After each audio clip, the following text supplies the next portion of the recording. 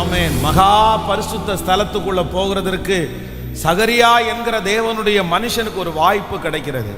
அந்த வாய்ப்பு சாதாரணமான ஒரு நபருக்கு கிடைக்கவே கிடைக்காது. அந்த இடத்திற்கு அந்த அந்த உயர்வுக்கு ஒரு மனுஷனால போகணும் அப்படின்னு சொன்னா அவன் எந்த அளவுக்கு பரிசுத்தவானா இருக்கணும் அப்படின்னு சொன்னா 100% அவன் பரிசுத்தவானா இருக்கணும். அவனுக்குள்ள ஒரு பழுது கூட இருக்காது. சிலர் அந்த வாய்ப்பு கிடைச்சா கூட மகா பரிசுத்த ஸ்தலத்துக்குள்ள போக மாட்டாங்க. ஏன் அப்படின்னு சொன்னா என்னைக்காவது ஒரு நாள் ஒரு தப்பு பண்ணியிருந்தா, என்னைக்காவது ஒரு நாள் ஒரு பொய் சொல்லியிருந்தா, ஐயோ நான் செத்து போயிட்டா என்ன பண்ணுது. ஆனா அத்தை இந்த சகரியாவும் எலிசபெத்தும் தன்னுடைய வாழ்க்கையில ஜெபம் பண்ணது எதுக்கு தெரியுமா? ஒரே ஒரு காரியத்துக்கு தான் ஜெபம் பண்ணாங்க. ஆண்டவரே எனக்கு ஒரு பிள்ளை தாருங்க, ஆண்டவரே எனக்கு ஒரு பிள்ளை தாங்க. அப்படியே நாள் போயிட்டே இருக்கு, வருஷங்கள் தாண்டிட்டே இருக்குது. ஆனா வேதம் சொல்லுது அந்த பிள்ளை தனக்கு கொடுக்கிறதற்கு ஆண்டவர் காலதாமதம் பண்ணிட்டாரு. இப்ப இவங்க 2 பேருக்கு ரொம்ப ஏஜ் ஆச்சு, 2 பேரும் வயசாயிட்டாங்க.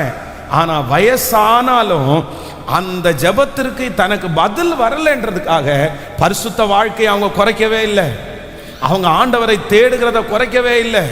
அந்த உயரத்திற்கு நேராக மகா பரிசுத்த ஸ்தலத்துக்குள்ளே போகிறதற்கு நேராக வைக்கப்படுகிற எந்த படியிலையும் அவங்க கீழே வரவே இல்லை, எதுலையுமே கீழே வரல. அவங்க அந்த லக்கை நோக்கி, அந்த விஷனை நோக்கி போகிற ஓட்டத்தில் அவங்க போயிட்டே தான் இருந்தாங்க. ஆனா ஒரு நாள் அந்த சிகரத்தையும் அவங்க அடைஞ்சாங்க. அவங்க ஜெபம் பண்ண ஜெபத்திற்கும் கர்த்தர் பதில் கொடுக்கிறதற்கு கர்த்தர் வல்லவராய் இருக்கிறார். ஆண்டவருடைய பிள்ளையே, உங்களுடைய சிகரங்களை தடுத்து நிறுத்தும்படியாக, உங்களுடைய லக்குகளை தடுத்து நிறுத்தும்படியாய், உங்களுடைய உயர்வுகளை தடுத்து நிறுத்தும்படியாய் சில காரியத்திற்கு உங்க வாழ்க்கையில ஆன்சர் கொடுக்காத, ஆன்சர் கிடைக்காத சில காரியத்தை பிசாசு கொண்டு முன்னாடி நிப்பாட்டிட்டு, இந்த காரியத்திற்கு தான் பதில் வரல, இந்த காரியத்திற்கு தான் உனக்கு ஆன்சரே இல்ல, நீ அந்த காரியத்திற்கு நேரா எப்படி போலான்னு சொல்லி உங்களை சத்துரு தடுத்து நிறுத்தி இருப்பாரானால் கர்த்தர் பரிசுத்த ஆவியானவர் இன்றைக்கு உங்களுடைய கரத்தை பிடித்து அந்த தடைகளை உடைக்கிறவர். அந்த தடைகளை தாண்டி இல்ல, உங்களுக்கு ஒரு பதில் இருக்குது, அந்த காரியத்திற்கு ஒரு பதிலை நான் வச்சிருக்கிறேன், அந்த பிள்ளையினுடைய காரியத்திற்கு ஒரு பதிலை வச்சிருக்கிறேன். நீங்க அந்த தடையை பார்த்து நீங்க ஸ்ட்ரக் ஆகி நிக்காதபடி கர்த்தர் அடுத்த படிக்கு நேராய் கிருபையாய் நம்மை கொண்டு போகிறார். ஹல்லேலூயா. கைகளை அசைத்து ஆமேன் சொல்லுங்க பார்க்கலாம். இன்னைக்கு ஒரு தீர்மானத்தோட கடந்து போங்க. என்ன தீர்மானம் எடுக்க போறீங்கன்னா, என் வாழ்க்கையில ஆமேன் எதற்கு பதில் இல்லாமல் இருந்தாலும், ஆன்சர் இல்லாததை பார்த்து சோர்ந்து போய் ஒரு இடத்துல நான் என்ன பண்ண மாட்டேன்னா, நான் உட்கார மாட்டேன். அந்த தடையை தாண்டி அடுத்த முயற்சி எடுப்பேன், அடுத்த வேலை செய்வேன், அடுத்து என்னுடைய லட்சியத்திற்கு நேராக என் காலடி எடுத்து வைப்பேன். ஏற்ற நேரம், ஏற்ற சமயம், ஏற்ற நாள் கர்த்தர் நான் ஜெபித்த, நான் நினைத்த அந்த காரியத்தினுடைய தடைகளை மாற்றி எனக்கு கிருபையாய் கொண்டு வருவார். ஆமேன் சொல்லுங்கள். இந்த செய்தி ரொம்ப முக்கியமான செய்தி. நீங்க வெற்றி அடையணுன்றவங்க அத்தனை பேர் இந்த செய்தியை நீங்க தயவு செய்து ரொம்ப கவனமாய் கேளுங்கள். வாழ்க்கையில் நான் முன்னேறணும், எதுவுமே என்னை தடுத்து நிறுத்தக்கூடாது. பாருங்க, அவ்வளோ பெரிய பராக்கிரமசாலிகளையும் சில நேரத்தில் சில பிரச்சனை அப்படியே அவங்கள தடுத்து நிற்க வச்சிருது. அவங்க தடையா இருந்துடுறாங்க, அதுக்கு மேல அவர்களால் போகவே முடியல. அந்த தடை கற்கள் எடுக்கப்படணும், அந்த தடையான சுவர் எடுக்கப்படணும். யோசேப்புனுடைய அபிஷேகம் தடைகளை தாண்டி வளர்கிற அபிஷேகம். அந்த அபிஷேகத்தை தான் இந்த சத்தத்தை கேட்கிற ஒவ்வொருத்தருக்கும் கர்த்தர் தடணும். சத்துரு எத்தனை பெரிய தடைகளை உங்களுக்கு முன்னாடி கொண்டு நிறுத்தினாலும் வச்சாலும் அந்த தடைகளை தாண்டி வளர பண்ணுகிற கிருபையை கர்த்தர் நமக்கு தர வேண்டும். அந்த தடைகளை தாண்டி உயரக்கூடிய கிருபையை கர்த்தர் நமக்கு தரணும். ஆமென். ஸோ நம்பர் 2, இரண்டாவதாக ஒரு தேவனுடைய பிள்ளை எந்த தடையை நம்ம ரொம்ப அழகாக தாண்டணும் அப்படின்னு சொன்னால் வாசிக்கலாம். நீங்கள் 2 கொரிந்தியரின் புஸ்தகம் 12ஆம் அதிகாரத்தினுடைய 2 கொரிந்தியர் நிருபம் 12ஆம் அதிகாரத்தினுடைய 7வது வசனத்தை வாசிக்க போகிறோம். 2 கொரிந்தியர் 12வது அதிகாரத்தினுடைய 7வது வசனம். அன்றியும் எனக்கு வெளிப்படுத்தப்பட்டவைகளுக்குரிய மேன்மை நிமித்தம் நான் என்னை உயர்த்தாதபடிக்கு என் மாம்சத்திலே ஒரு முள் கொடுக்கப்பட்டிருக்கிறது. என்னை உயர்த்தாதபடிக்கு அது என்னை குட்டும் சாத்தானுடைய தூதனாயிருக்கிறது. அது என்னை விட்டு நீங்கும்படி நான் 3 தரம் கர்த்தரிடத்தில் வேண்டிக் கொண்டேன். அதற்கு அவர், என் கிருபை உனக்கு போதும், பலவீனத்திலே உன் பலன் பூரணமாய் விளங்கும் என்றார். ஆகையால் கிறிஸ்துவின் வல்லமை என்மேல் தங்கும்படி என் பலவீனங்களை குறித்து நான் மிகவும் சந்தோஷமாய் மேன்மை பாராட்டுவேன். ஹல்லேலூயா. ஆண்டவருடைய பிள்ளைகளே, இந்த சம்பவம் நமக்கு எல்லாருக்குமே தெரிந்த சம்பவம். அப்படின்னா அப்போஸ்தலனாகிய பவுல் எதற்குமே ஜெபம் பண்ணாத ஒரு ஆளு, எதுக்குமே கவலைப்படாத ஒரு ஆளு, எதுவுமே வேணும் அப்படின்னு கேட்காத ஒரு ஆளு, ஏசப்பாட்ட ஒரே ஒரு காரியத்திற்காக 3 விசை ஜெபம் பண்றாரு. அவருக்கு ஒரு முள் கொடுக்கப்பட்டிருக்கிறது. அது சரீரத்தில் ஒரு பலவீனம். அந்த பலவீனத்தை அவரால் தாங்கவே முடியல. அந்த பலவீனம் அவருக்கு வேண்டான்னு நினைச்சு ஆண்டவரிடத்துல ஜெபம் பண்றாரு. ஆனா ஆண்டவர் என்ன சொல்றாரு அப்படின்னு சொன்னா, என் கிருபை உனக்கு போதும், உன் பலவீனத்திலே என் பலன் பூரணமாய் விளங்கும். அப்படின்னா ஒன்று நினைத்து கொள்ளுங்கள், இந்த மனுஷன் எதுக்குமே ஜெபம் பண்ணாம இந்த ஒரு பலவீனத்திற்காக அவர் ஜெபிக்கிறதா இருந்தா இதுக்கு என்ன அர்த்தம் அப்படின்னு சொன்னா, அந்த பலவீனத்தை மனசு என்ன பண்ண முடியல அப்படின்னு சொன்னா ஏத்துக்கவே முடியல. கவனிங்க, அப்போஸ்தலனாகிய பவுலுடைய வாழ்க்கையில சாப்பாடு இல்லாம இருந்தாரு. ஆனா சாப்பாடு இல்லாம இருந்ததை அவர் ஏத்துக்கிட்டாரு. அவருக்கு நல்ல ட்ரெஸ் இல்லாம இருந்தாரு. அந்த ட்ரெஸ் இல்லாம இருந்ததை அவர் ஏத்துக்கிட்டாரு. பரவாயில்லப்பா, ட்ரெஸ் இன்னைக்கு இல்லைன்னா நாளைக்கு ட்ரெஸ்ஸை போட்டுக்கலாம்ப்பா, விட்டுருப்பா அப்படின்ற மாதிரி சூழ்நிலை போயிட்டாரு. வீடு இன்னைக்கு இன்னும் இல்லைன்னா நாளைக்கு தங்கிக்கலாம்ப்பா, விடுப்பா. அவருடைய வாழ்க்கையில எத்தனையோ பிரச்சனைக்குள்ள போனாரு. எல்லா பிரச்சனையும் அவருடைய மனசு என்ன பண்ணுச்சுன்னா ஏத்துக்கிட்டுச்சு. அதை தாங்கிக்கிட்டாரு, அதை சகிச்சுக்கிட்டாரு. ஆனா அவருடைய வாழ்க்கையில ஏற்றுக்கொள்ளாத ஒரு பிரச்சனை என்ன அப்படின்னு சொன்னா, அவருடைய சரீரத்தில் ஒரு முள் கொடுக்கப்பட்டிருக்கிறது. ஐயோ வேண்டாம், எனக்கு வேண்டாம், நான் இதை ஏத்துக்க முடியாது, நான் எப்படி இதை ஏத்துக்குவேன், என்னால முடியாது, எனக்கு இது சரியாகியே ஆகணும். எதுக்குமே ஜெபம் பண்ணாத அந்த மனுஷன் இந்த ஒரு காரியத்திற்காக அவர் அவ்வளவு ஜெபம் பண்றாரு பாருங்க. ஆண்டவரே என்னை ஏத்துக்க முடியாது. ஆனா ஆண்டவர் என்ன சொல்றாரு அப்படின்னு சொன்னா, இந்த தடை, இந்த காரியம் உனக்கு இருக்கத்தான் செய்யும். இதை குறித்து நீ திரும்பி பேச வேண்டிய அவசியம் இல்லை. உன் பலவீனத்திலே என் பலன் பூரணமாய் விளங்கும். இங்க இருக்கிற யாராவது ஒருத்தர் ஒருவேளை ரொம்ப சந்தோஷத்தோட உங்க வாழ்க்கையை ஆரம்பிச்சிருக்கலாம், ஒரு பெரிய தரிசனத்தோட உங்க வாழ்க்கையை நீங்க ஆரம்பிச்சிருக்கலாம். உங்களுக்குள்ள அவ்வளவு தாட்டு, அவ்வளவு உற்சாகம், அத்தனை சம்பாதிக்கணும், நல்லா வரணும், மேலே வரணும், ஊழியம் செய்யணும், பலவிதமான ஆசைகள் உங்களுடைய இருதயத்தில் இருக்கலாம். ஆனா திடீரென்று உங்க வாழ்க்கையில ஏதாவது ஒரு சூழ்நிலை, ஒருவேளை உங்களுக்கு குழந்தையா இருக்கலாம், உங்க பிள்ளையா இருக்கலாம், இல்லைன்னா உங்க சரீரத்தில் ஒரு வியாதியா இருக்கலாம், ஏதோ ஒரு காரியத்தை ஆண்டவர் உங்க வாழ்க்கையில அனுமதிச்சிருக்கலாம். ஆனா நீங்க என்ன நினைக்கிறீங்கன்னா, உங்களுடைய தரிசனம், உங்களுடைய லட்சியம், உங்களுடைய வேலை, இது எல்லாமே எதுல தடைபட்டிருக்கு அப்படின்னு சொன்னா, என்னால ஏத்துக்கவே முடியாது, என்னால ஏத்துக்கவே முடியாது. இப்படிப்பட்ட ஒரு பாரத்தை ஆண்டவர் என் தலை மேல வச்சாரு, இப்படிப்பட்ட ஒரு சூழ்நிலையை கர்த்தர் என் தலை மேல வச்சிருக்கிறாரு, என்னால இதை அக்செப்ட் பண்ணிக்கவே முடியல, என்னால இதை ஏத்துக்கவே முடியல. ஒருவேளை அது உங்களுக்கு டென்ஷனா கூட இருக்கலாம், அது உங்களுடைய ரொம்ப பெரிய பிரச்சனையா இருக்கலாம், அதை விட்டு ஒரு அடி கூட உங்களால நகர்த்த முடியாம இருக்கலாம். இரவுல வீட்டுக்கு வரும்போது அது ஞாபகம் வரலாம், அது உங்க கண்ணுக்கு முன்னாடி நிக்கலாம். ஆனா ஆண்டவர் உங்களையும் என்னையும் பார்த்து என்ன சொல்றாரு அப்படின்னா, சில நேரத்துல ஒரு தேவனுடைய பிள்ளை ஜெயிக்க வேண்டிய 2வது தடை என்ன அப்படின்னு சொன்னா, நம்மளால ஏற்றுக்க முடியாத சில தடைகளை கூட நம்ம என்ன பண்ணணும்னா தாண்டி ஜெயிக்கக்கூடிய கிருபையை கர்த்தர் நமக்கு தருகிற தேவனாய் இருக்கிறார். ஹல்லேலூயா. யாரோ ஒருத்தரிடத்துல ஆண்டவர் பேசிட்டே இருக்கலாம், நீங்க அதிலிருந்து, இந்த காரியம் வந்ததிலிருந்து உங்களால அடுத்து எதுவுமே யோசிக்க முடியாத அளவுக்கு நீங்க கட்டப்பட்டு யாராவது ஒருத்தருக்கு இருக்கலாம். நீங்க சொல்லலாம், என்னால இது மட்டும் அக்செப்ட் பண்ணிக்கவே முடியல, என்னால முடியல. இந்த காரியம் இருக்கிறதுனால நான் இந்த காரியத்தை பண்ண மாட்டேன். நான் நினைச்சேன் இந்த மாதிரி ஒரு ஆள் ஆகணும்னு நினைச்சேன், இந்த மாதிரி ஒரு இடத்துல போய் இருக்கணும்னு நினைச்சேன். ஆனா என் வாழ்க்கையில் இப்படி ஏத்துக்க முடியாத ஒண்ணு ஆண்டவர் என் கையில கொடுத்துட்டாரு. இந்த மாதிரி ஏத்துக்க முடியாத ஒரு சூழ்நிலையை ஆண்டவர் எனக்கு கொடுத்துட்டாரு. இதை நான் எப்படி நான் ஏத்துக்குவேன்? என் மனசு அதை ஏத்துக்க மாட்டேங்குது, என் உடம்பு அதை ஏத்துக்க மாட்டேங்குது. அதனால நான் விட்டுட்டேன். ஆண்டவருடைய பிள்ளைகளை, உங்களுக்காக தான் கர்த்தர் பேசுகிறார். இல்லை, அந்த காரியத்தை மனசார ஏற்றுக்கொண்டு அதை தாங்கக்கூடிய பலத்தை ஆண்டவரிடத்துல கேட்டு நீங்க அடுத்த படி அந்த தடையை தாண்டி எடுத்து காலடி எடுத்து வைங்க. இது சத்துரு உங்களை நிற்க பண்ணுகிறதற்காக வைக்கிற வேலை, உங்க உயர்வை தடுத்து நிறுத்துகிறதற்காக அவன் எடுக்கிற முயற்சி. ஆனால் உங்களை என்னையும் நேசிக்கிற கர்த்தர் இந்த மாதம் வாக்கு கொடுக்கிறார். தடைகளை தாண்ட பண்ணுகிற ராஜா உங்க கரங்களை பிடித்து அந்த ஏற்றுக்கொள்ள முடியாத அந்த பிரச்சனை இனி உங்களை வருத்தப்படுத்தாதபடி அதை குறித்த கலக்கங்களை மாற்றுகிறதற்கு கர்த்தர் வல்லவராயிருக்கிறார். நல்ல கரங்களை தட்டி முழு பலத்தோடு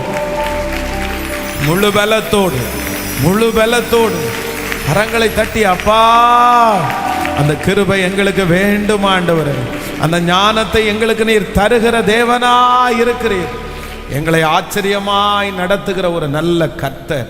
ஹல்லேலூயா. கைகளை அசைத்து ஒரு ஹல்லேலூயா சொல்லலாம்.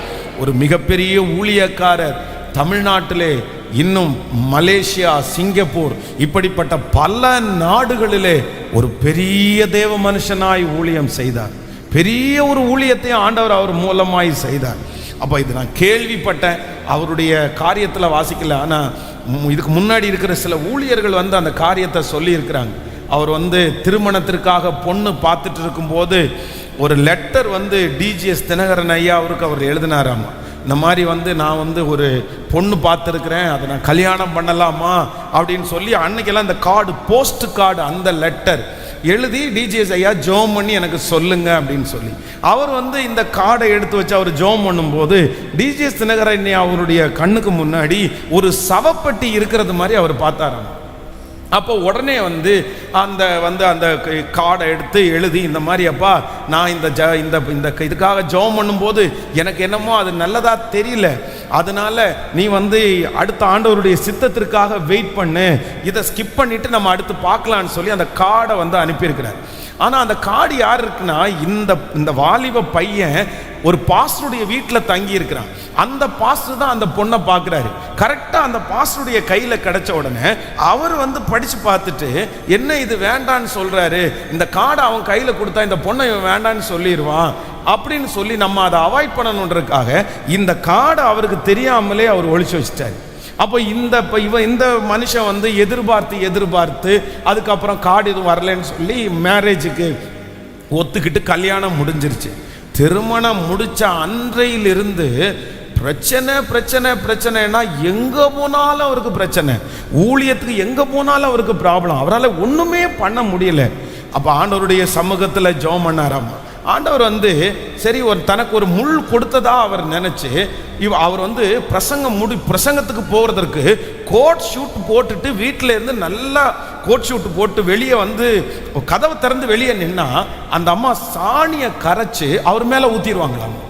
திரும்ப போய் இவர் குளிச்சுட்டு அவங்களுக்கு தெரியாம திருப்பி போகணுமாமா. இரவு நேரங்களில் பல நாட்கள் வந்து ஊழியத்தை முடிச்சுட்டு அவர் வரும்போது அவர் வெளியில தான் படுத்து கிடந்திருக்காரு. வீடை திறக்கவே மாட்டாங்களாமா. இரவுல லேட்டா வந்துட்டாருன்னா வீடு திறக்கப்படாது. அப்படி மிகப்பெரிய கொடுமை அந்த மனுஷனை அனுபவித்தார். ஆனால் அவர் செய்த ஊழியம் சாதாரணமான ஊழியமே அல்ல. ஆயிரக்கணக்கான ஜனங்களை ரட்சிப்புக்குள்ள நடத்தி ஆயிரக்கணக்கான ஜனங்களுக்கு ஞானஸ்நானம் கொடுத்தார். அவருடைய பேரை சொன்னா கூட உங்களுக்கு தெரியும், அந்த அளவுக்கு ஒரு ஃபேமஸான ஒரு ஊழியக்காரராய் அவர் இருந்தார். ஒரு பெரிய ஊழியத்தை செய்தார். இவ்வளவு தடைகளின் மத்தியிலையும் அவ்வளவு பெரிய ஊழியத்தை அந்த தேவ மனுஷன் செய்தார். ஏன், எப்படி அவரால் செய்ய முடிஞ்சிருச்சு? ஏற்றுக்க முடியாத ஒரு சூழ்நிலையை கர்த்தர் தன் கையில கொடுத்தாலும் அவருக்கு கொடுத்திருக்கிற விஷன்ல அவர் ரொம்ப நேர்த்தியா இருந்தார், தெளிவுள்ளவனாயிருந்தார். அந்த விஷனை எதுவுமே தடுக்க முடியல, ஒரு சூழ்நிலை தடுக்க முடியல, ஏத்துக்க முடியாத சூழ்நிலையா இருந்த போதிலும் கூட அதை தூக்கி போடணும்னு நினைக்கல. இது வேண்டாம், டைவர்ஸ் பண்ணிடலான்னு தூக்கி போடல. அப்படி போயிருந்தா அவருடைய ஊழியம் ஒன்றும் இல்லாம போயிருக்கும், யாருமே அவரை ஏத்துக்கிற மாட்டாங்க. ஆனா அந்த முள்ளோட அந்த பாடுகளோட சகித்து தாங்கி அதை ஏற்றுக்கொண்டு தன்னுடைய விஷனை நிறைவேற்றினாரு பாருங்க. அதனால தான் இன்றைக்கு ஆயிரக்கணக்கான பேருக்கு அவர் சாட்சியாய் வாழ முடியுது. பிரதர், சிஸ்டர், ஆண்டவர் உங்களை பார்த்து நேருக்கு நேர் பேசுறாரு. சிலர் இன்னைக்கு சோர்ந்து போனதுக்கு காரணம் என்ன தெரியுமா? இன்னைக்கு நிறைய பேர் அப்படியே உட்கார்ந்ததுக்கு காரணம் என்ன தெரியுமா? நிறைய பேருக்கு எழும்பவே முடியாத அளவிற்கு சோர்வுடைய உச்சகட்டத்துக்கு போனதுக்கு காரணம் என்ன தெரியுமா? ஏத்துக்கவே முடியல, என்னால ஏத்துக்கவே முடியல, என் கணவனாரை என்னால் ஏற்றுக்க முடியல, என் பிள்ளையை இந்த சூழ்நிலை என்னால் ஏற்றுக்க முடியல, என் மனைவியை இந்த மாதிரி ஏற்றுக்க முடியல, எனக்கு சரியா மனைவி அமையலை, எனக்கு சரியா கணவன் அமையலை, எனக்கு சரியான பிள்ளை கிடைக்கல, அவ்வளோதான் போச்சு, அவ்வளோதான் போச்சு, என்னை விட்டுருங்க, என்னை விட்டுருங்க, என்னை விட்டுருங்க, இதுக்கு மேலே நான் எதுவும் செய்ய மாட்டேன். எப்பா, எல்லாரை விட நீ செஞ்சாதான்ப்பா ரொம்ப நல்லா இருக்குது, நீ செஞ்சா 10 பேர் பார்க்குறாங்கப்பா, நீ போன வருஷம் போன பாருங்க அந்த ஸ்பீடு, அந்த வேகத்திலே நீ போயிட்டேன்னா 5 வருஷத்துல எங்கேயோ போயிடுவாப்பா. இப்படிப்பட்ட அவ்வளவு தாளந்துகள், அவ்வளவு கிருபை இருக்குது. ஆனா ஏதோ ஒரு சூழ்நிலையை ஏத்துக்க முடியலைன்ற ஒரு காரணத்திற்காக நிறைய பேர் இன்னைக்கு தரிசனத்தையே இழந்துட்டு உட்கார்ந்துருக்கிறாங்க. தரிசனத்தையே இழந்து, கர்த்தர் யாரோட பேசுறாருன்னு எனக்கு தெரியாது, யாரோட பேசுறேன்னு தெரியாது. ஆனா உங்க மேல இருக்கிற அபிஷேகம் அவ்வளவு பெருசு, உங்க மேல ஆண்டவர் வச்சிருக்கிற கிருபை அவ்வளவு பெருசு, உங்களை கொண்டு ஆண்டவர் செய்யணும்னு நினைச்சது அவ்வளவு பெருசு. ஆண்டவர் உங்களுக்கு அதனால தான் சின்ன வயசுல இருந்து கர்த்தர் அந்த கிருபையை தந்தார். எல்லாரை விட நீங்க பெஸ்டா அந்த இடத்துல இருந்தீங்க, எல்லாரை விட ஆண்டவர் உங்களை நேர்த்தியாய் நடத்தினார். நீங்க செஞ்சதெல்லாம் வாச்சிருச்சு, கர்த்தர் எல்லாத்தையும் கரத்துல கொடுத்துட்டாரு. ஆனா இன்றைக்கு ஏற்றுக்க முடியாத சில சூழ்நிலை வரும்போது கர்த்தருடைய பிள்ளையே, நீங்க சோர்ந்து போகாதீங்க, நீங்க சோர்ந்து போகாதீங்க. கர்த்தர் வாக்கு கொடுக்கிறார், அது உன்னை உயர்வுக்கு பெரிய தடையா இருக்கிறது. அந்த தடையை தாண்டி, அந்த தடையை தாண்டி இதை முழு இருதயத்தோடு அக்செப்ட் பண்ணி ஏற்றுக்கொண்டு, அப்பா நீங்க என் தலை மேல வச்சிருக்கிற விஷனை நான் நிறைவேற்றணும், என்னை கொண்டு குறிச்சிருக்கிறத நிறைவேற்றணும், என் எதிர்காலத்தில் என்ன வச்சிருக்கிறீங்க அந்த உயரத்தை அடைவதற்கு இருக்கிற தடைகள் இந்த மாதத்திலே முழுவதுமாய் மாறும்படியாய் கரங்களை தட்டி முழு பலத்தோடு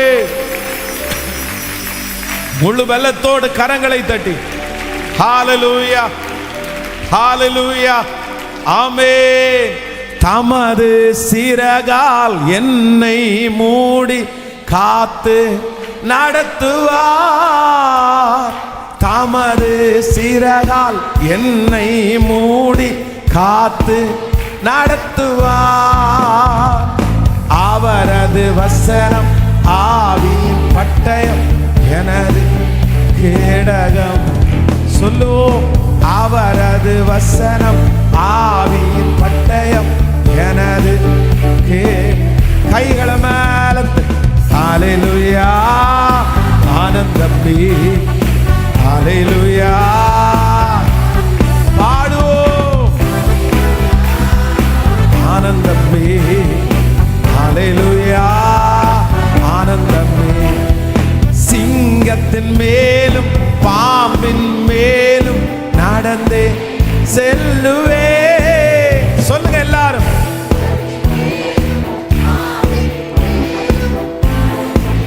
செல்லுவே. சாத்தானின் சகல வலிமையை வெல்ல அதிகாரம் எனக்குண்டு.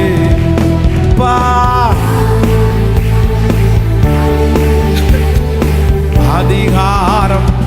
கைகளை மேல தட்டி ஹalleluya ஆனந்தமே ஹalleluya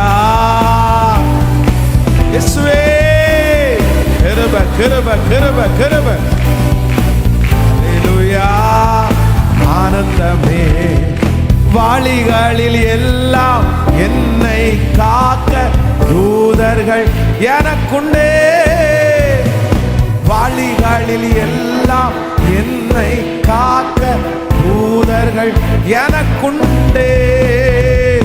பாதம் கல்லில் மோதாமல் காத்து கர கரங்களில் ஏந்துவார். பாதம் கரங்களில் கைகளை மேல தட்டி சொல்லும் ஹல்லேலூயா. பாடுவோம் ஹல்லேலூயா. இயேசுவே ஸ்தோத்திரம் ஸ்தோத்திரம் ஸ்தோத்திரம். ஹதரம் நமோர ஹதலரம். திரும்ப திரும்ப ஹல்லேலூயா. ஆனந்தமே ஹல்லேலூயா. தேவனை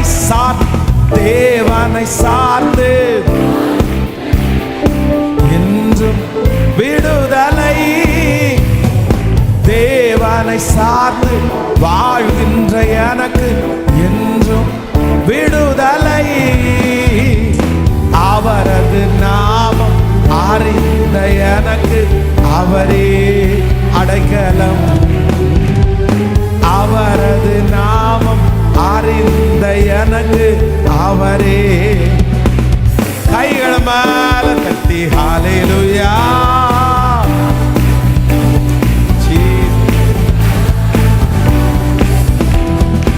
ஹல்லேலூயா. ஆனந்தமே ஹல்லேலூயா. ஆனந்தமே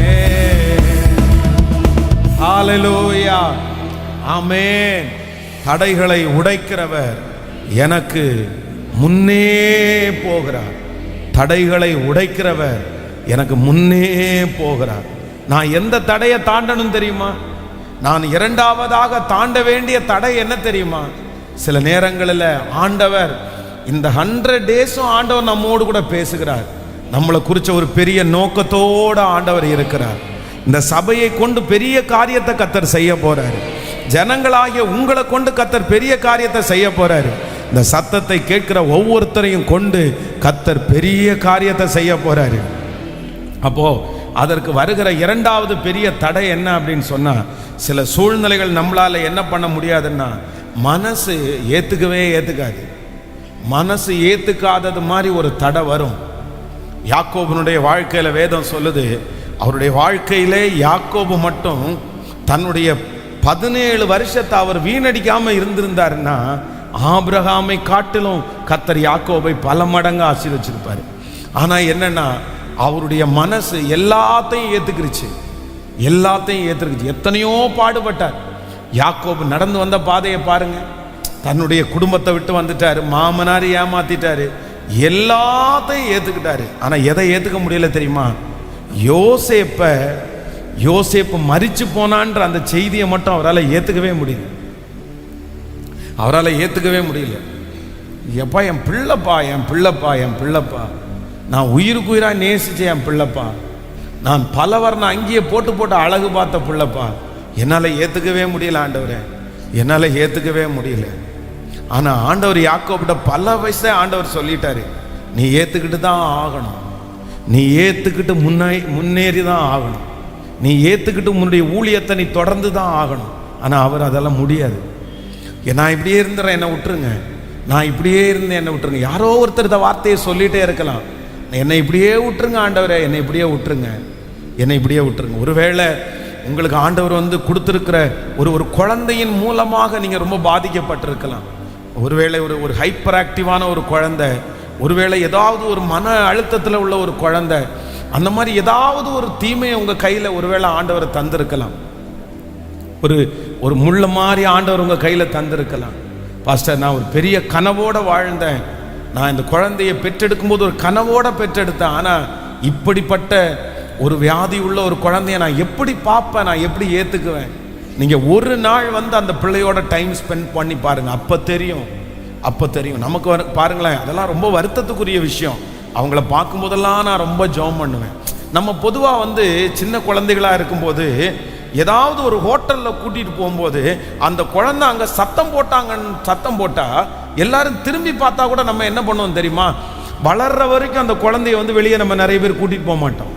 வேணாப்பா, இவன் ஏதாவது உருட்டி போட்டுருவான், தள்ளி போட்டுருவான், அத்தனை பேருடைய கவனம் இவங்களுக்கு நேராக திரும்பும், எல்லாரையும் டிஸ்டர்ப் பண்ணுவாங்க அப்படின்னு நம்ம வெளியே, அந்த குழந்தைக்காக நிறைய பெற்றோர்கள் வெளியே போகிறதே அவாய்ட் பண்ணிக்குவாங்க, வெளியே போக மாட்டாங்க.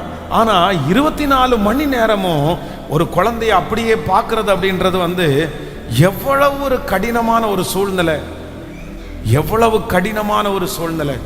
ஐயோ, அவ்வளோ கஷ்டமாக இருக்கும். நான் ரொம்ப கஷ்டப்பட்டு மனது உடைஞ்சது என்ன அப்படின்னா, எங்கள் ஊரில் ஒரு தாய் தகப்பனுக்கு மகளுக்கு பிள்ளை பிறக்குது. கிட்டத்தட்ட 5 பிள்ளைங்களை பெற்றெடுக்கிறாங்க. 5 பிள்ளைகளில் 3 பிள்ளைகள் பார்த்தீங்க அப்படின்னு சொன்னால் அவங்களுக்கு சரியான மூளை வளர்ச்சி இல்லாத பிள்ளைகள்.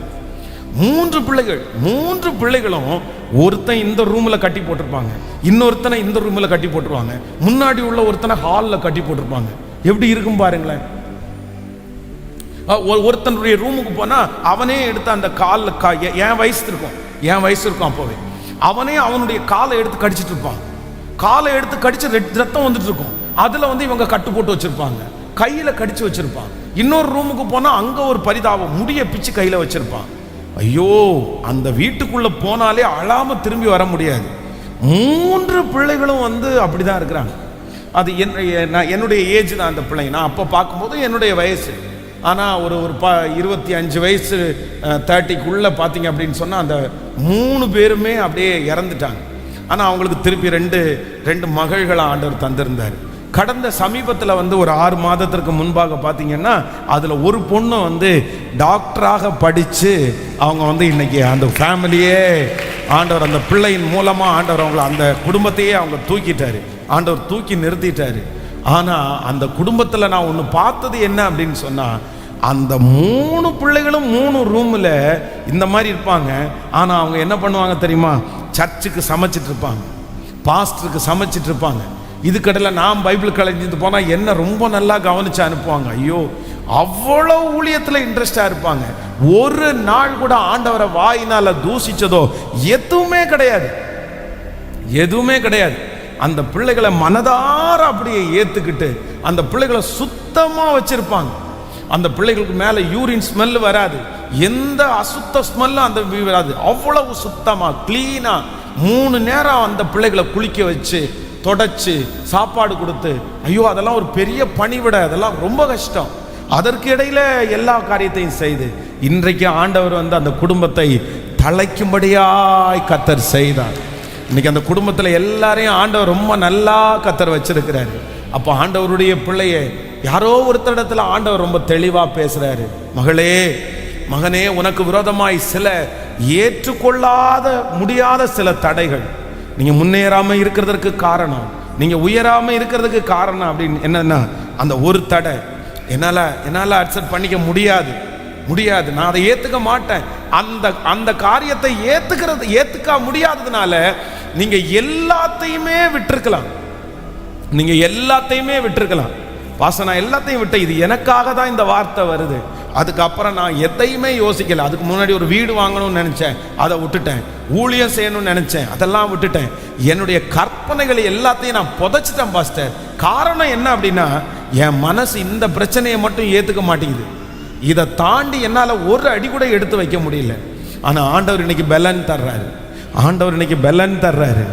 மனம் ஏற்றுக்கொள்ள முடியாததை நீங்கள் ஏற்றுக்கொண்டு அந்த தடைகளை தாண்டக்கூடிய பலத்தை கர்த்தர் தரப்போறாரு. அந்த இருதயத்தில் இருக்கிற அந்த காயத்தை எடுத்து போடுறாரு. ஆமென். அந்த பல நாட்களுடைய நீதியை கர்த்தர் நிலைநாட்டுவாராக. ஹல்லேலூயா. நான் பரிசுத்தமா வாழ்ந்தேன், நான் நீதியா வாழ்ந்தேன், நான் எல்லாரும் மாதிரி இல்லை, நான் ஆடம்பரம் இல்லை, நான் எந்த அசுத்தமும் செய்யலை. ஆனால் என் வாழ்க்கையில் ஆண்டவர் ஏன் இப்படி அனுமதிச்சாரு? என்னால் ஏற்றுக்கவே முடியல. எனக்கு மட்டும் ஏன் இப்படி நடந்துருச்சு? நான் ஏதாவது தப்பு பண்ணி நடந்திருந்தா கூட நான் சந்தோஷப்பட்டிருப்பேன். நான் ஒரு தப்பும் பண்ணலையே, நான் எப்படி ஏற்றுக்குவேன்? ஆனால் உங்களுடைய வாழ்க்கையிலே சில தடைகள் எப்படி இருக்கும்? நான் ஏற்றுக்க முடியாமல் இருக்கும். அதை ஏற்றுக்கொண்டு நீங்கள் தாண்டுவீர்களே ஆனால் பெரிய ஜெயத்தை கர்த்தர் தருவார். ஹல்லேலூயா. எத்தனை பேர் கேட்க போறீங்க? கைகளை மேலே உயர்த்தி ஆண்டவரிடத்தில் கேளுங்க, இதை ஏற்றுக்கொள்ளக்கூடிய கிருபையை. ஆமென். முழு பலத்தோடு ஆண்டவர் உங்களோடு பேசுவாரே ஆனால், ஆண்டவருடைய வார்த்தை உங்களுக்கு நேராய் கடந்து வருமே ஆனால், எல்லாரும் முழு பலத்தோட சொல்லுங்க, ஆண்டவரே எனக்கு அந்த பலனை தாருங்க ஆண்டவரேன்னு கேளுங்க. அந்த பலனை தாரு. சத்தத்தை உயர்த்தி எல்லாரும் கேளுங்க. ஹல்லேலூயா, ஹல்லேலூயா. ஆண்டவரே, அந்த பெலத்தை தாருங்க ஆண்டவரே, அந்த பெலன் தாரு ஆண்டவரே, அந்த பெலனை தாரும் ஆண்டவரே. அந்த பெலன் என் தலையின் மேலே கடந்து வரட்டும். நான் ஏற்றுக்கொள்ள தாண்டக்கூடிய கிருபையை கத்த தாரும் ஆண்டவரே. ஸ்தோத்திரம்பா, ஸ்தோத்திரம்பா. ஹல்லேலூயா, ஹல்லேலூயா. சொல்ல சொல்ல அந்த மகிமை உங்க மேல வரட்டும். இந்த வார்த்தையை கர்த்தர் உங்களோட பேசுவாரே ஆனால், பேசுவாரே ஆனால், பேசுவாரே ஆனால் அதிலிருந்து தூக்கி எடுக்கிறதற்கு கர்த்தர் வல்லவராய் இருக்கிறார்.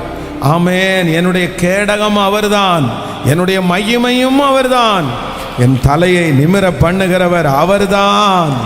ஆமென், அவர்தான். அவருடைய ஜனமாகிய நான் ஒரு நாளும் வெட்கப்பட்டு போவது இல்லை. கேடகம் நீரே, கேடகம் நீரே, என்னுடைய மகிமை நீர்தானப்பா. ஹல்லேலூயா. கேடகம் நீரே, மகிமையும் நீரே, தலை நிமிர செய்பவர் நீரே. பாடுவோம். கேடகம் நீரே, மகிமையும் நீரே, செய்பவர் நீரே, தலை நிமிர செய்பவர் நீரே, தலை நிமிர செய்பவர் நீரே. கேடகம் நீரே, கேடகம் நீரே, தலை. எல்லாரும் பாடுவோம். தலை நிமிர செய்பவர் நீரே, தலை நிமிர செய்பவர் நீரே. எதிரிகள் எவ்வளவாய் பெருகிவிட்டன, எதிர்த்தெழுவோர் எத்தனையோ மிகுந்து விட்டன. எதிரிகள் எவ்வளவாய் பெருகிவிட்டன, எதிர்த்தெழுவோர் எத்தனையோ மிகுந்து விட்டன. ஆனாலும் சோர்ந்து போவதில்லை, தளர்ந்து விடுவதில்லை, சோர்ந்து போவதில்லை, தளர்ந்து விடுவதில்லை. தகப்பன் நீ தாங்குவீரே. சொல்லுங்க. தள்ளாட விட மாட்டீர். தகப்பன் நீர் தாங்கு, தகப்பன் நீ தாங்குவீரே. என்னை தள்ளாட விடமா. இப்ப கைகளை மேல தட்டி கேடகம் நீரே, தலை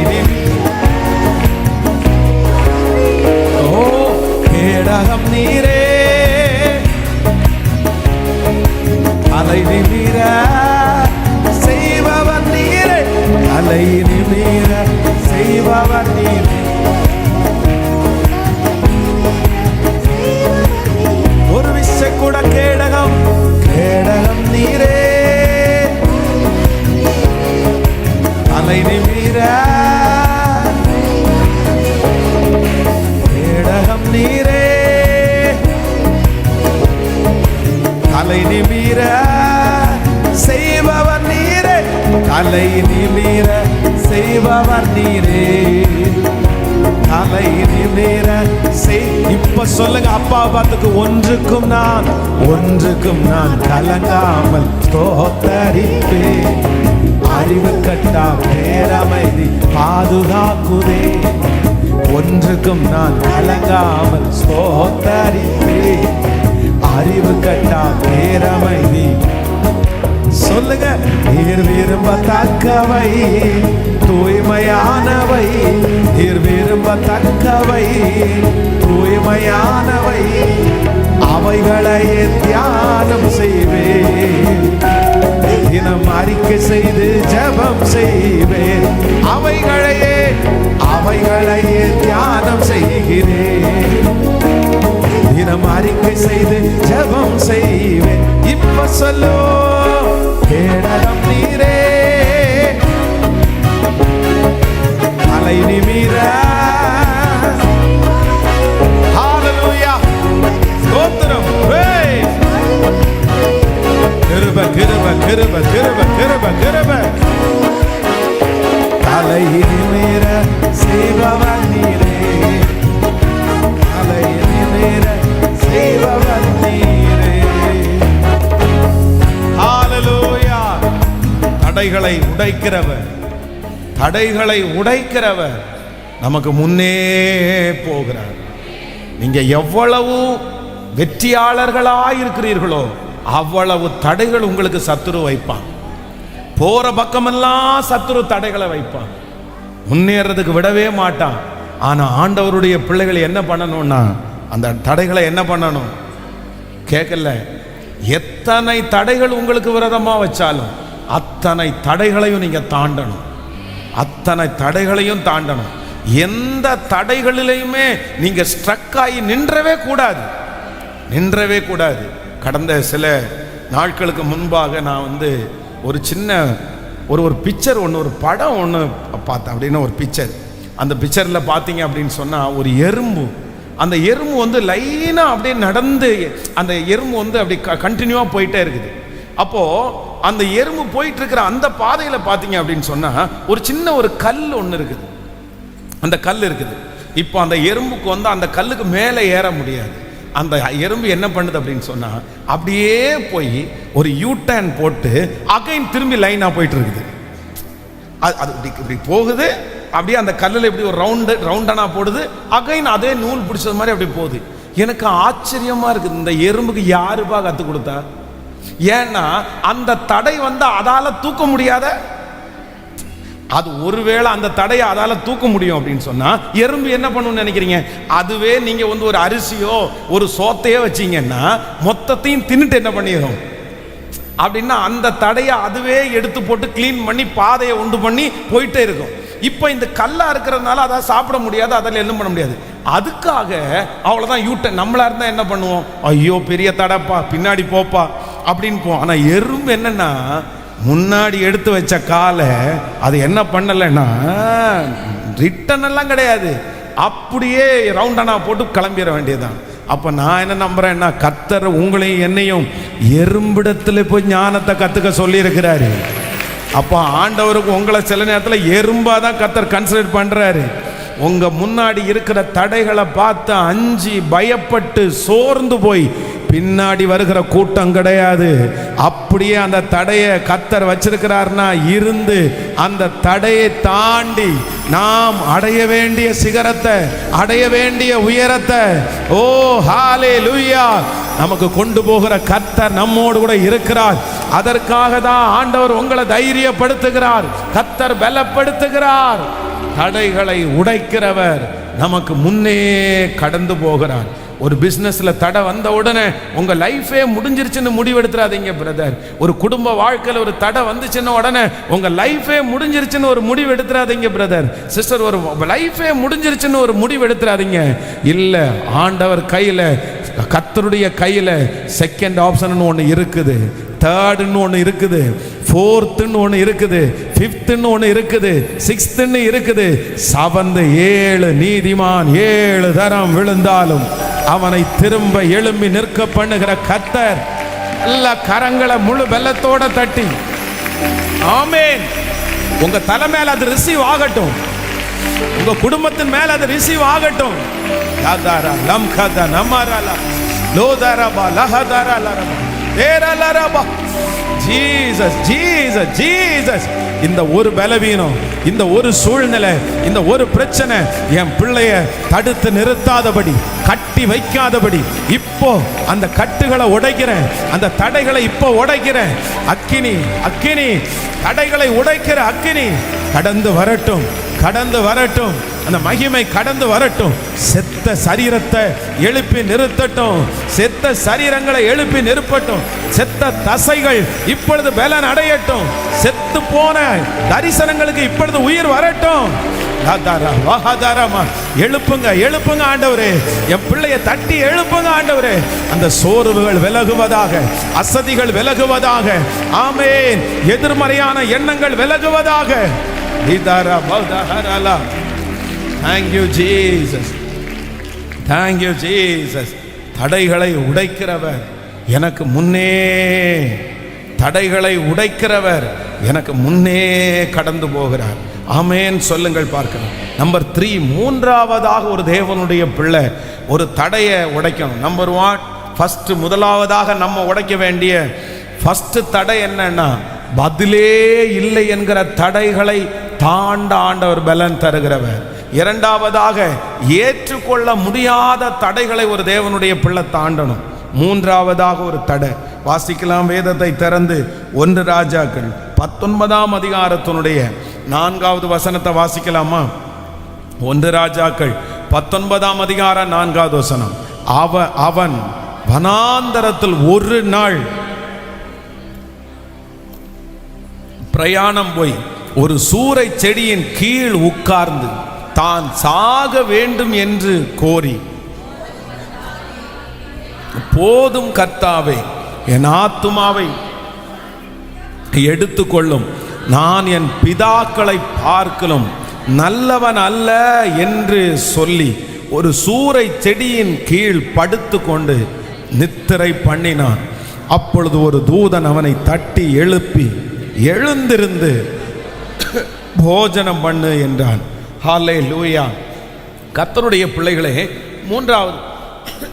மூன்றாவது இந்த சூழ்நிலை நமக்கு எல்லாருக்கும் தெரியும். இந்த எலியாவினுடைய காரியம் எல்லாம் நம்ம அறிஞ்சிருக்கிறோம்.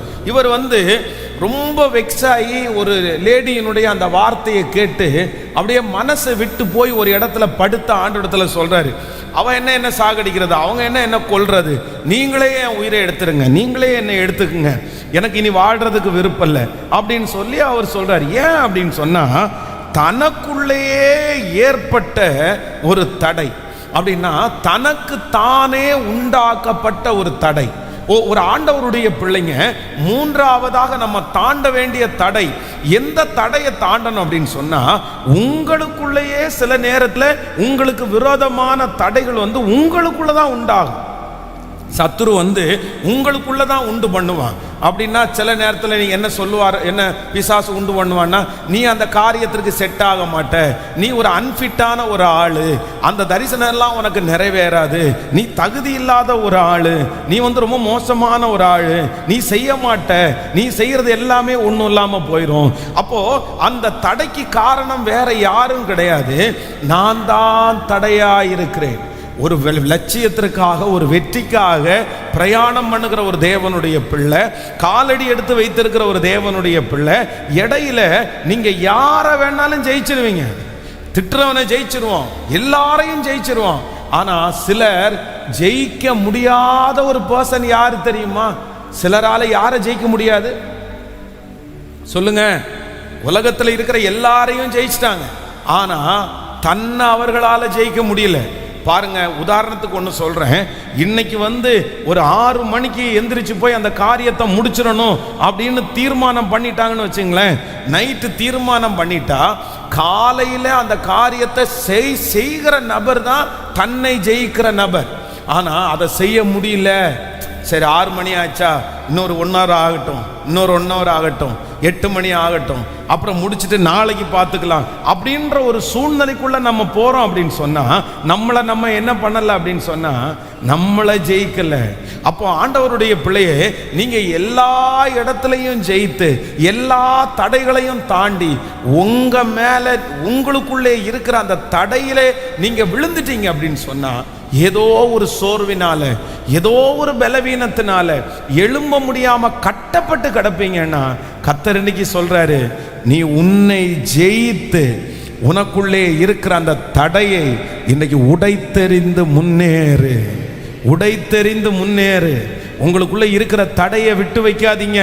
உங்களுடைய இருக்கிற உள்ளுக்குள்ளே இருக்கிற ஏதோ ஒன்றை சத்துரு காண்பித்து தடையாய் வைத்திருக்கிற அந்த தடையை ஜெயிக்கக்கூடிய கிருபையை கர்த்தர் தருவாராக. ஆமென். இவருக்கு இந்த இடத்துல துக்கப்படுறதுக்கு ஒண்ணுமே இல்லை, மிரட்டல் மட்டும்தான் வந்திருக்குது. மிரட்டலே வராதுன்னு நம்ம என்ன சொல்ல முடியும்? மிரட்டல் வந்துருச்சு. இதை விட எத்தனையோ பிரச்சனையை பார்த்த அந்த மனுஷன், ஆனா என்ன அப்படின்னா உள்ளுக்குள்ளேயே என்னன்னா ஒரு சோர்வு, பயங்கரமான ஒரு சோர்வு, அப்படியே ஒரு பலவீனம்.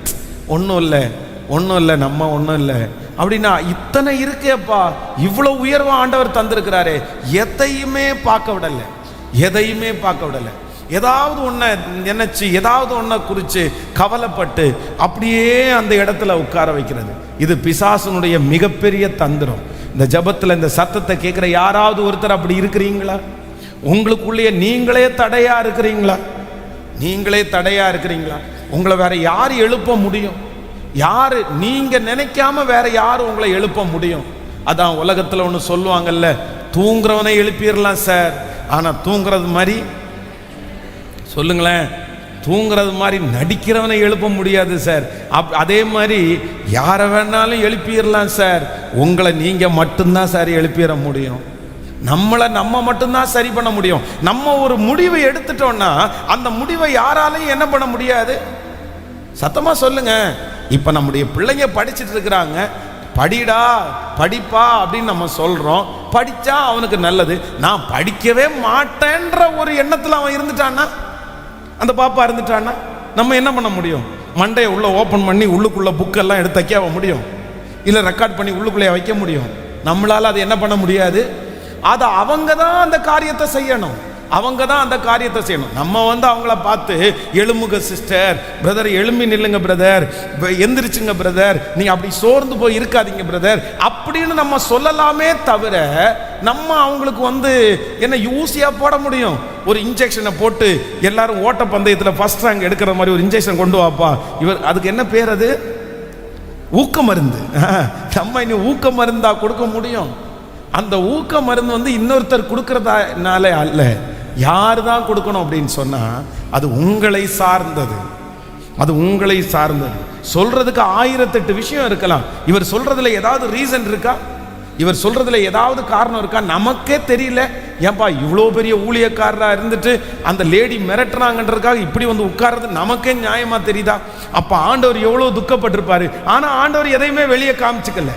நம்மளா இருந்தா 2 அறையை போட்டு போடா எந்திரிச்சு அப்படின்னு இருப்போம். ஆனா ஆண்டவர் என்ன பண்றாரு தெரியுமா? நெற்றியில தடவை எந்திரிச்சிடறா, சாப்பாடு வச்சிருக்கிறேன், சாப்பிட்டு படுத்துக்கிறியா அப்படின்னு சொல்லி ஆண்டவர் அவ்வளோ அன்பானவர்.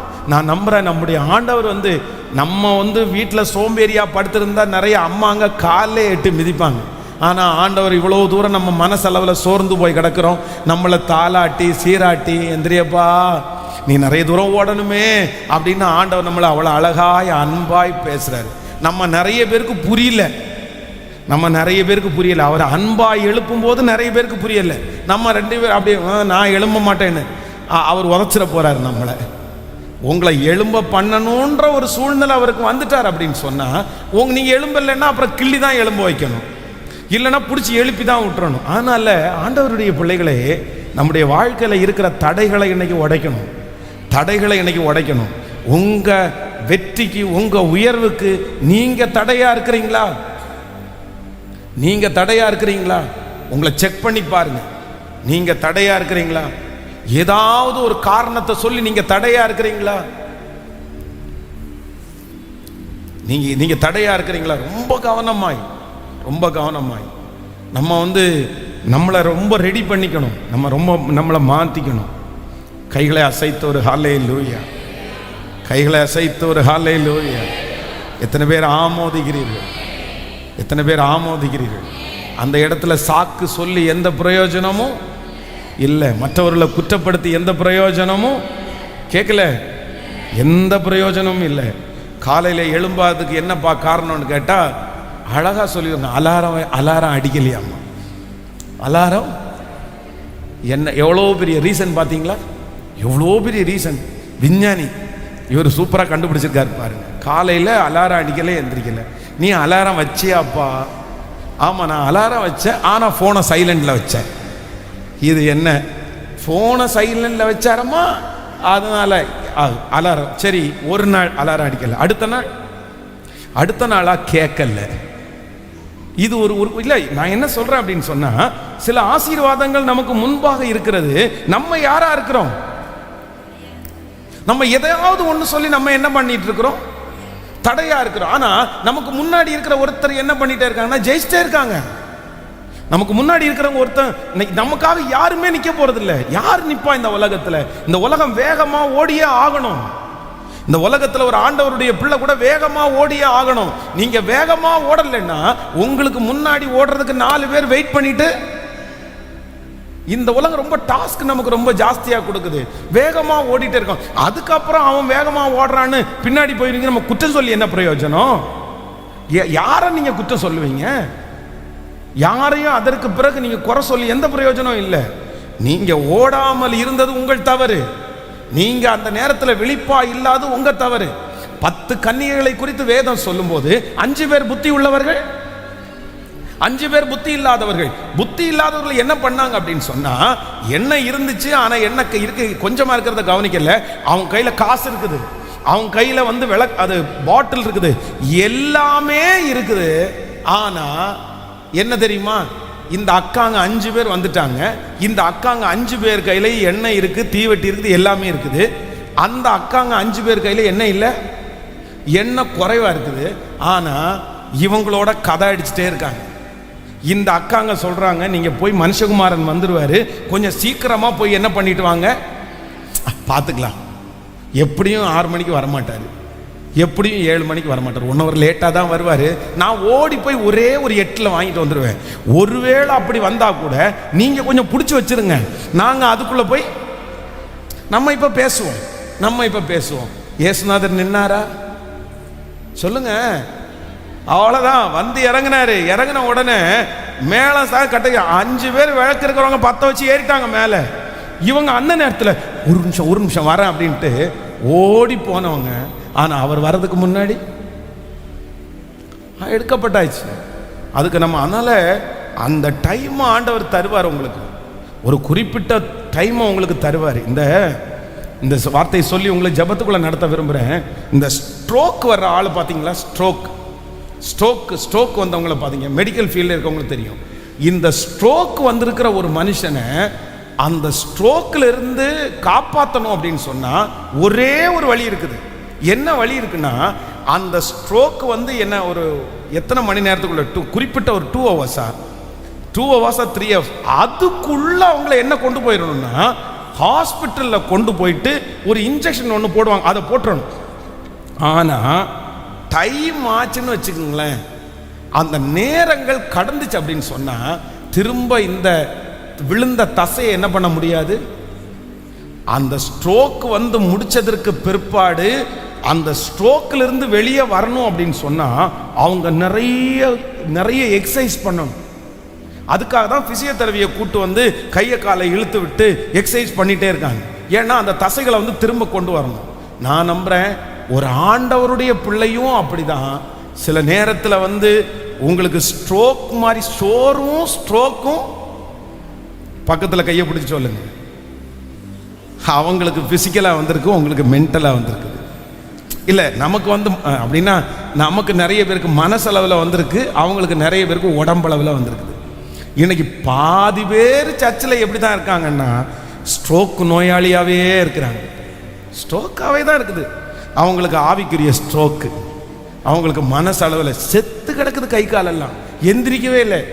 அப்படியே ஒன்று என்னன்னா ஏதாவது ஒரு காரணம் சொல்லி அப்படி என்ன பண்ண முடியும்? காரணம் சொல்லி இப்ப அப்படி இருக்கக்கூடாது. ஆண்டவருடைய பிள்ளைகளே, அப்படி இருந்தா நீங்க தான் பாதிக்கப்படுவீங்க. இது அப்படியே கண்டினியூ ஆச்சுன்னு வச்சுக்கோங்களேன். இந்த சோர்வை அப்படியே நீங்க கண்டினியூ பண்ணீங்கன்னா ஒரு 3 years கண்டினியூ பண்ணுங்க, 3 வருஷம், அதுக்கப்புறம் உங்களை யார் எழுப்ப முடியும்னு நினைக்கிறீங்க? அவ்வளவுதான், உங்களுக்கு அது செட் ஆயிரும். உங்களுக்கு அது அப்படியே இருக்கும். இந்த தொப்பையெல்லாம் வரும்போதே குறைச்சிடணும். ஆனா விட்டுட்டோம் சொல்லுங்க, குறைப்போன்னு சொல்லுவோம், அது குறைஞ்சா சந்தோஷம். அதுக்கப்புறம் குறைக்கிறது அப்படின்றது படுற பாடு பாருங்களேன். அது சேர்ந்து போயிடுச்சு, அது நின்று போயிடுச்சு, அது ஒரு 3-4 வருஷம் கண்டினியூ ஆயிடுச்சு அப்படின்னு சொன்னா அதுக்கப்புறம் நம்ம என்ன பண்ணிடுவோம்னா அதோடே பழக ஆரம்பிச்சு, அதுவே நம்முடைய ஸ்டைலா மாறிடும். இன்னைக்கு இந்த சத்தத்தை கேட்கிற நிறைய பேர் ஆண்டவர் எச்சரிக்கிறார். உங்களுடைய ஸ்டைல் அது என்ன பிரதர்? உங்க ஸ்டைல் அது இதான் உங்க ஸ்டைலா சிஸ்டர்? இவ்வளவு ஸ்லோவா நடக்கிறது தான் உங்க ஸ்டைலா?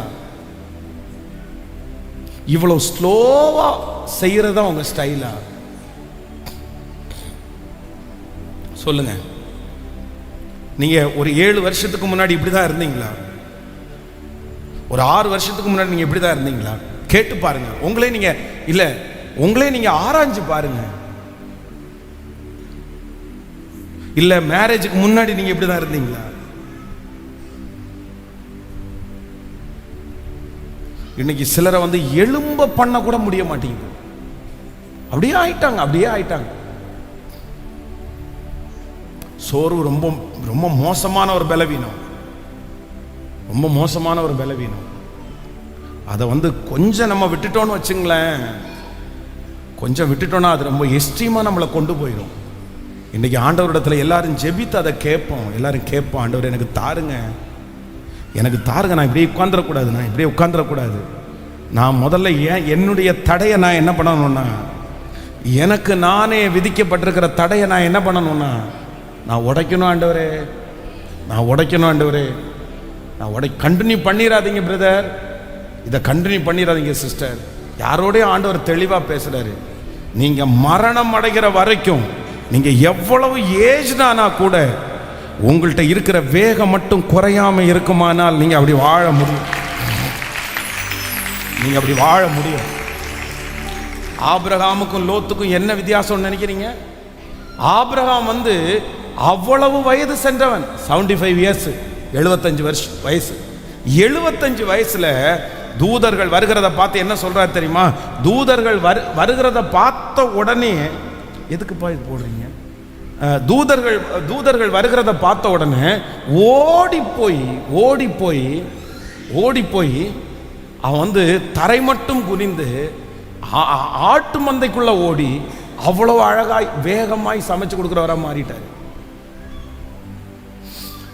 ஆனா லோத்து குறிச்சு வேதம் சொல்லுது, வாசல்ல, பட்டணத்தினுடைய வாசல்ல உட்கார்ந்துட்டான் பாருங்களேன். அதுக்கப்புறம் ஒண்ணுமே செய்ய முடியல. அதனால 3 தடைகளை நம்ம தாண்டணும். நம்பர் 1, முதலாவதாக பதிலே இல்லைன்ற தடைகளை தாண்டணும். அப்படின்னா நமக்கு ஆன்சரே இல்லாத சில தடைகள் நமக்கு இருக்கும், அதை தாண்டக்கூடிய பலத்தை கர்த்தர் தருவார். நம்பர் 2, ரெண்டாவது, ஏற்றுக்கொள்ள முடியாத தடைகளை நம்ம தாண்டணும். நம்பர் 3, எனக்குள்ளே இருக்கிற தடைகளை நான் தாண்டணும். ஆமென். எழுப்பி நிற்கலாமா கர்த்தர் சமூகத்தில்? முழு பலத்தோட கர்த்தரிடத்துல தடைகளை உடைக்கிறவர் நமக்கு முன்னே கடந்து போகிறார். தடைகளை உடைக்கிறவர் நமக்கு முன்னே கடந்து போகிறார். தடைகளை உடைக்கிறவர் நமக்கு முன்னே கடந்து போகிறார். கைகளை எல்லாரும் உயர்த்தி முழு பலத்தோடு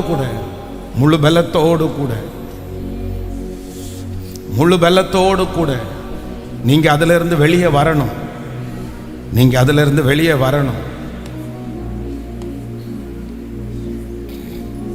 உங்களுடைய ஓட்டத்தை தடை பண்றதுக்கு சத்ரு என்ன முயற்சி எடுத்தாலும் ஆண்டவர் அதிலிருந்து வெளியே வர்றதுக்கு கர்த்தர் உங்களுக்கு பலனை கொடுக்கிறவர், சத்துவத்தை கொடுக்கிறவர்.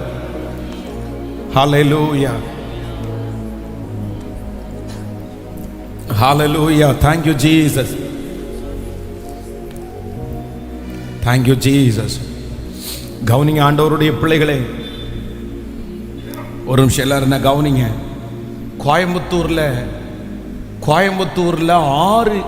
8 ஏக்கர் நிலம், 8 ஏக்கர் நிலம் வந்து சிட்டிக்குள்ள ஒண்ணுமே இல்லாம துவங்கின ஒரு மனுஷனுக்கு வந்து 8 ஏக்கர் கோயம்புத்தூருக்குள்ள கிடைக்கிறது அப்படின்றது சாதாரணமானது இல்லை. இது ஒரு பெரிய சவால். 8 சென்ட் 8 ஸ்கொயர் ஃபீட் இடம் கூட பெரிய சவால். ஆனா ஒரு நபரை நம்பி கடந்த சமீபத்தில் சில மாதங்களுக்கு முன்பாக சந்தித்தேன் ஒரு நபரை. அவருக்கு கிட்டத்தட்ட அந்த 8 ஏக்கர் சொத்து கிடைச்சு கிட்டத்தட்ட 30 வருஷம் ஆகுது. 30 இயர்ஸ், 30 வருஷம். இன்னைக்கு அவருடைய வயசு வந்து கிட்டத்தட்ட 78 வயசு இருக்கும், 78 வயசு. ஆனா அந்த இடத்தை ஆண்டவர் கொடுக்கும்போது அவருக்குள்ள ஒரு பெரிய தரிசனத்தை ஆண்டவர் கொடுத்தார், ஒரு பெரிய விஷனை கொடுத்தார். அவருடைய தரிசனத்திற்காக தான் அந்த இடத்தையும் ஆண்டவர் தந்தார். எல்லாம் அவருக்கு ஆண்டவரே கர்த்தர் கொடுத்துட்டாரு. ஆனா அந்த இடம் வந்ததுக்கு பிற்பாடு அவருக்குள்ள என்ன வந்துச்சுன்னா ஒரு சோறு வந்துச்சு, ஒரு பயங்கரமான ஒரு சோறு வந்துச்சு. இந்த சோறு வந்த உடனே அந்த மனுஷன் வந்து பாத்தீங்கன்னா அங்கேயே விளைகிற காய்கறியை வாங்கி சாப்பிட்டுட்டு, அங்கேயே அந்த காய்கறியை நட்டுட்டு ஏதாவது வெண்டைக்காய் போடுறது, கத்திரிக்காய் கொஞ்சம் போடுறது, தக்காளி கொஞ்சம் போடுறது, இந்த மாதிரி போட்டு எத்தனை வருஷத்தில் உட்கார்ந்துட்டாருன்னா 30 years, 30 வருஷம். 30 வருஷம். இன்னைக்கு அந்த இடம் முழுக்க இடமும் என்னவா இருக்குன்னா பாழடைஞ்ச இடமா, அப்படியே எதுவுமே பண்ணாம அவர்களுடைய பிள்ளைகள் அடுத்து வர்றாங்க. அந்த பிள்ளைகளுக்கு எந்த தரிசனமும் இருக்கிறது மாதிரி தெரியல. ஆண்டவர் அந்த நன்மை அந்த மனுஷனுக்கு கொடுத்து என்ன பிரயோஜனம்? கர்த்தருடைய பிள்ளைகளே, நீங்க எழும்பாட்டா தேசம் பாழாய் கிடக்கும், குடும்பம் பாழாய் கிடக்கும், சமுதாயம் பாழாய் போகும். அந்த சோர்வுகளை களைஞ்சிருங்க, அந்த சோர்வுகளை விட்டு வெளியே வாங்க. அந்த இடத்துல உட்கார்ந்து இருக்காதீங்க. சுத்தி அது கர்த்தர் உங்களுக்கு இவ்வளவு இந்த வசதிகளை, இந்த ஆசீர்வாதங்களை தந்தது நீங்கள் உட்காருவதற்காக அல்ல. தாளந்துகளை கர்த்தர் உங்க கையில கொடுத்திருக்கிறது புதைத்து வைப்பதற்காக அல்ல, அமைதியா வைப்பதற்காக அல்ல. அந்த தாளந்துகளை கொண்டு இன்னும் 5 தாளந்துகளை கர்த்தர் உண்டாக்குறதற்கு தான் ஆண்டவர் நமக்கு தந்திருக்கிறாரு.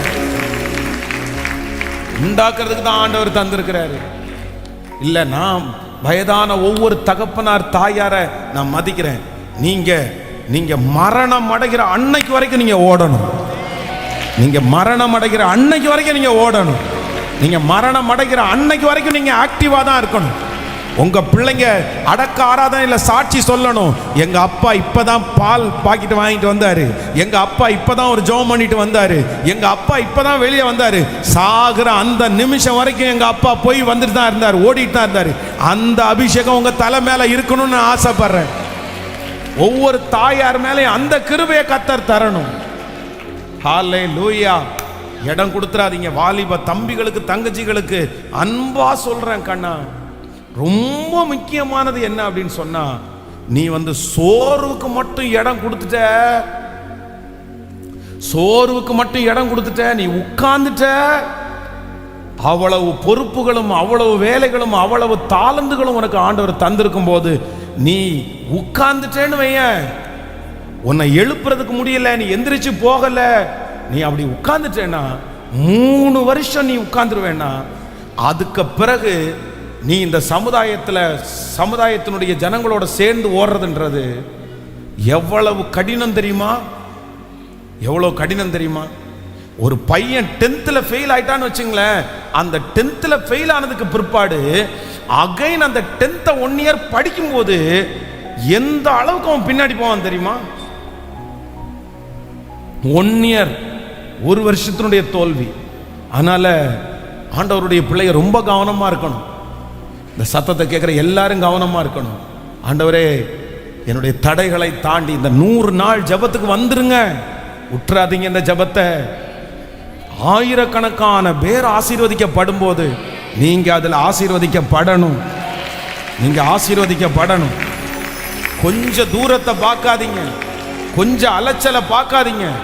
ஒரு தீர்மானத்தோட எடுங்க, தீர்மானத்தோட இருங்க. இனி 80 நாள் இருக்குது, 80 days. இந்த 80 days ஆவது ஒரு பொருத்தனையோட நீங்க கலந்துக்குங்க. நீங்க பிசாசு உங்களை கட்டி வச்சிருக்கிறான், பிசாசு உங்களை கட்டி உட்கார வச்சிருக்கிறான். நீங்க அந்த கட்டை அவிழ்த்து நீங்க வெளியே வரலைன்னா நன்மையை நீங்க பார்க்க முடியாது. ரொம்ப தூரத்தில் இருக்கிறவங்க ஆன்லைன்ல பார்க்குறாங்க, சந்தோஷம் எனக்கு. அது ஒன்றும் இல்லை, நீங்க எப்படியா அட்டன் பண்ணிடுறீங்க. அதில் நான் முடிஞ்ச வரைக்கும் கொஞ்சம் கஷ்டப்பட்டாவது வந்துருங்க சர்ச்சுக்கு. பெங்களூர்ல இருந்து 3 days பெங்களூர்ல இருந்து ஃபேமிலி தங்கி இருக்கிறாங்க. மும்பையிலிருந்து ஃபேமிலி இங்க தங்கிட்டு இருக்காங்க. அவங்களே ரூம் எடுத்து அவங்களே வாடகை கொடுத்து. திருநெல்வேலியிலிருந்து ஒரு 6-7 ஃபேமிலி இருக்காங்க. நாகர்கோயிலேருந்து ஒரு 6 ஃபேமிலி இருக்காங்க. இந்த 3 days லீவு டைம் இங்கே ரூம் எடுத்து இங்கே தங்கி இந்த 3 நாட்கள் ப்ரேயரையாவது இங்கே அட்டன் பண்ணிட்டு போகணும் அப்படின்னு போகிறாங்க. சந்தோஷம், மகிழ்ச்சியாக இருக்குது. ஆண்டவர் அவங்க வாஞ்சியை நிறைவேற்றுவார். அவர்களுக்கு கர்த்தர் எல்லாத்தையும் கர்த்தர் செய்வாராக. அப்போ நீங்க யாரு ஒருத்தர் கூட இதில் தவறாதீங்க. இத்தனை நாளும் நீங்க எப்படி இருந்தீங்களோ தெரியல, இன்னைக்கு ஒரு பொருத்தனை எடுங்க. அடுத்த 7 days நடக்கிற முழங்கால் யுத்தத்தில் நீங்க அத்தனை பேரும் இங்கே இருக்கணும். இந்த சோர்வுகளை எடுத்து போடணும். கர்த்தர் பலன் தருகிறவர். ஹல்லேலூயா.